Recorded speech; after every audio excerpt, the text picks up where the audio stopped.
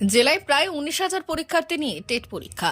মেদিনীপুরে 40টি পরীক্ষা কেন্দ্র, কড়া নিরাপত্তা ও সিসিটিভির আওতায় শুরু হলো রাজ্যের সঙ্গে জেলা টেট পরীক্ষা। কিছুটা জঙ্গলমহল অধ্যুষিত এই পশ্চিম মেদিনীপুরে এবারে টেট পরীক্ষার্থীর সংখ্যা 19,044 জন। এই দিন শহরের বিভিন্ন স্কুলে ভিড় চোখে পড়ল টেট পরীক্ষার্থীর।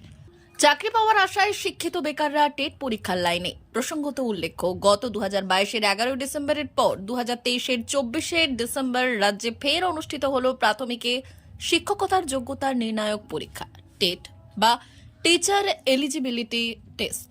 আইনি জটসহ নানা কারণে মাঝখানে অবশ্য শূন্য পদে নিয়োগ হয়নি। তবে অবশেষে সুপ্রিম কোর্টের নির্দেশ মেনে প্রতি বছর টেট পরীক্ষা নেওয়ার দায়িত্ব পালন করতে এবারও পিছপা হয়নি গৌতম পালের নেতৃত্বাধীন প্রাথমিক শিক্ষা পর্ষদ। চলতি বছরে রাজ্যের মোট 773টি পরীক্ষা কেন্দ্রে 3,09,054 জন ডিএলএড প্রশিক্ষিত টেট দেবেন। গত বছর এই সংখ্যাটা ছিল প্রায় দ্বিগুণ, 6,20,000।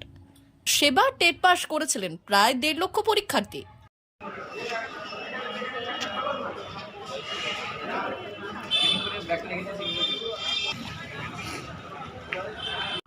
D news, Medinipur.